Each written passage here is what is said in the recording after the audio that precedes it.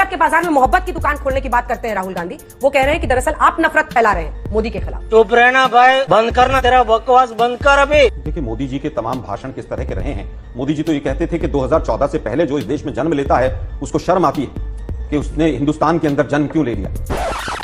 हम तो केवल ये पूछ रहे हैं, पाकिस्तान के 2 टुकड़े आपके आने से पहले हो गए थे। 2014 में 3 साल के खाद्यान्न भंडार आपको भर के दिए, 16 लाख की आर्मी आपको दी। इस देश के मजदूर से लेकर हर सरकार ने बहुत काम किया, लेकिन दुर्भाग्य है कि आपको लगता है कि इस देश में पहले कुछ नहीं था और केवल आपके आने के बाद सब कुछ हुआ है। 2013 के बाद से आज तक के एनसीआरबी के आंकड़े में 38% अगर महिलाओं पर अत्याचार बढ़ा है तो मेरे आंकड़े नहीं है। अगर 700 किसानों की डेथ हुई है, आप डिनाई करते हैं, तो किसान भाई सुने कि आपकी जो जिस तरह से आपकी मृत्यु हुई, आत्महत्या हुई और तमाम चीजें हुई यहां पर बॉर्डर पर, उसको भाजपा मानने को भी तैयार नहीं है। आप बताइए ना कौन सा आंकड़ा है, मैं आपको चैलेंज करता हूं। 3 आंकड़े बताइए, चाहे वो महंगाई का हो, चाहे महिला अत्याचार का हो और चाहे भ्रष्टाचार का हो। तीनों पे चैलेंज करता हूं। बहुत हुई महंगाई की मार, बहुत हुआ भ्रष्टाचार। बताइए महंगाई दर कितनी है? मैं फिर कहूंगा, बोलिए आप बताइए। आज देश की जनता सुने, अक्टूबर में 4.87% मैंने बता दिया। आप बोलिए। मैं फिर बताता हूं। बेस ईयर को चेंज करके आप तमाम आंकड़ों की बाजीगरी करते हैं। आज सर्दी के मौसम में पालक और मटर और गाजर की सब्जियों के दाम क्या है? आप मुझे 4 आइटम बता दीजिए कि हमने ये सस्ते कर दिए। पेट्रोल और डीजल से लेकर गैस के सिलेंडर से लेकर, आपने 4 राज्यों में अभी चुनाव हुए, आपने कहा 450 और 500 रुपए में सिलेंडर देंगे और उसके बाद तुरंत आप मुकर गए। क्या ये सच नहीं है? 1 महीना हो गया राजस्थान की सरकार को मंत्री नहीं मिले। क्या गंगानगर में पेट्रोल और डीजल सस्ता हो गया होगा? शायद मुझे लगता है। आप केवल और केवल चुनाव लड़ते हैं। चुनाव के अलावा आपको गवर्नेंस से कोई मतलब नहीं है। आप GYAN का भी फुल फॉर्म बताया है अपनी तरफ से। इससे पहले भी 4 जातियों की बात पीएम कर चुके हैं आलोक शर्मा जी। पीएम कहते हैं कि महिलाएं, युवा, किसान और गरीब वो जातियां हैं। आप कह रहे हैं ये जाति की पॉलिटिक्स कर रहे हैं, जबकि जाति जनगणना का आप लोग ट्रम्पेट बजाए जा रहे हैं हर जगह। बीते दिन भी राहुल गांधी एक तरफ नफरत की बाजार में मोहब्बत की दुकान, दूसरी तरफ जाति जनगणना। जाति के आधार पर ही वोट मिल सकते हैं, ये इंडिया गठबंधन को समझ में आ रहा है। इसीलिए आप लोग चुनाव के एन पहले जाति जनगणना पर इतना जोर दे रहे हैं। दोनों चीजें कही, जाति भी कहा और धर्म भी कहा मैंने। और जिस तरह से 8-8 जातियों के लोगों को फोटो लगाकर और लोगों को कहा गया कि ये भी मुख्यमंत्री हो सकता है, ये भी मुख्यमंत्री हो सकता है। पहले देश के प्रधानमंत्री हैं जिन्होंने अपनी जाति बताई होगी। पहले देश के प्रधानमंत्री हैं जिन्होंने अपने मंत्रिमंडल के मंत्रियों की जातियां बताई होंगी। पहली सरकार है जो ये कहती है कि हमने दलित राष्ट्रपति बना दिए, आदिवासी बना दिए, फलाने बना दिए, ढिकड़े बना दिए। ये पहली सरकार है। तो जाति के नाम पर कौन वोट मांगता है वो पूरा देश जानता है। हम जो जातिगत जनगणना की बात कर रहे हैं उसके लिए तमाम बीजेपी के घटक दल भी कह रहे हैं कि होनी चाहिए और 2011 में हुई भी। और 2011 के आंकड़े ये दबाकर बैठे हुए हैं। अब आंकड़ों की बात कर लेते हैं। सुधांशु भाई ने कही, मैं सुधांशु भाई को चैलेंज करता हूं, मुझे अभी कोई भी वेबसाइट बता दें जिस पर ये लिखा हो कि प्रधानमंत्री आवास योजना में 4 करोड़ मकान दिए गए।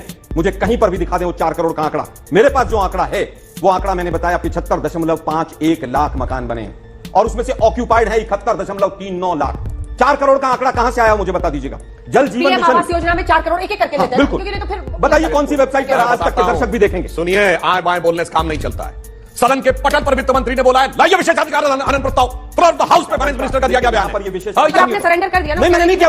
फ्लोर ऑफ द हाउस में कहा, फ्लोर ऑफ द हाउस पर भी झूठ बोला जाएगा तो क्या करें? तो फिर इसके पहले प्रधानमंत्री हैं जिन्होंने अपनी जाति बनाई। ये पंडित नेहरू कौन थे भाई? ये नाम क्या है? पंडित किसने लगाया? उनके किसी ने लगाना है गलत बात जवाहरलाल और जाकर ये कहना मैं ब्राह्मण हूं मुझे वोट दे दीजिए। दोनों में चीजों में फर्क है। पंडित जवाहरलाल नेहरू क्योंकि उनके सर्टिफिकेट पर नहीं है। ये सुधांशु जी पूछ रहे हैं, जाति नहीं बताया क्या उन्होंने? और अंजना जी, आपके नाम के आगे ओम कश्यप किसने लगा दिया? मेरे आगे शर्मा किसने लगा दिया? सर्टिफिकेट पे मेरे पिता का नाम है। वही कह ये परंपरा रही हमारे सर्टिफिकेट पे। वो जात नहीं है। मैं वो फिर कहूंगा, अगर कश्यप से भी देखेंगे, त्रिवेदी से देखेंगे, नाम लगाना ऑलरेडी इंडिकेशन है। लेकिन उन्होंने कभी ये कहा हो पंडित जवाहरलाल नेहरू ने कि मैं ब्राह्मण हूं इसलिए मुझे वोट दे दीजिए, तो वो इंसिडेंस बताइएगा, मैं माफी मांगूंगा। जात वाले मक्खन पर आप अपनी आरी चलाना चाहते हैं देश पर, और दूसरी तरफ वो कह रहे हैं कि मुश्किल फैसले लेकर ये सरकार आगे बढ़ रही है। फिर भी पीएम आश्वस्त है कि तीसरी बार मोदी सरकार। मैंने तमाम आंकड़े सामने रखे और एक एक आंकड़े को मैं आज पॉलिटिक्स क्यों कर रहे हैं? बता रहा हूं उस पर भी आ रहा हूं ना। मोदी जी धर्म की पॉलिटिक्स क्यों करते हैं या कोई जाति की पॉलिटिक्स पूछा मैंने उनसे, फिर कहूंगा मैं उसका भी उत्तर दूंगा। मैंने आपको बहुत क्लैरिफाई कर दिया कि हम आज जाति की जनगणना की क्यों मांग कर रहे हैं कि सोशल अपलिफ्टमेंट हो। लेकिन अगर कोई मक्खन पर लकीर खींचता है तो उस सरकार का नाम है मोदी सरकार। वो केवल और केवल जब विपक्ष में होती है तो कहती है कि लव लेटर नहीं लिखने चाहिए और फिर बिना बुलाए वहां पर पहुंच जाते हैं।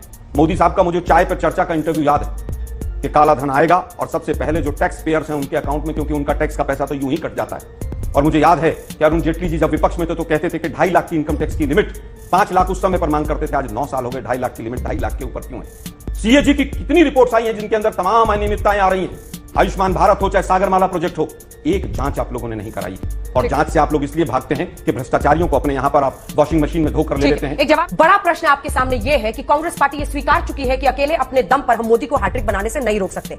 सीएसजीएस का सर्वे बताता है कि जहां 14 से 15-18% वोट सिर्फ नरेंद्र मोदी के नाम में 2014 पर आए थे बीजेपी के लिए, तो वहीं यह आंकड़ा 33% हो गया 2019 में।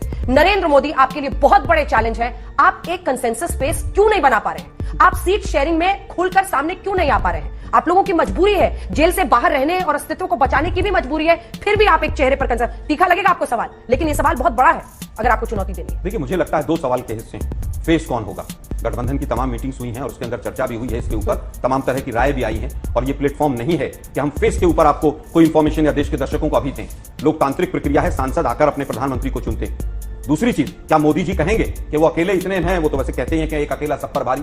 तो हम कहना चाहेंगे, क्या 38 दलों में से 37 को आप छोड़ने जा रहे हैं अगर आपकी सरकार बन रही है तो? प्यारी समझ गई।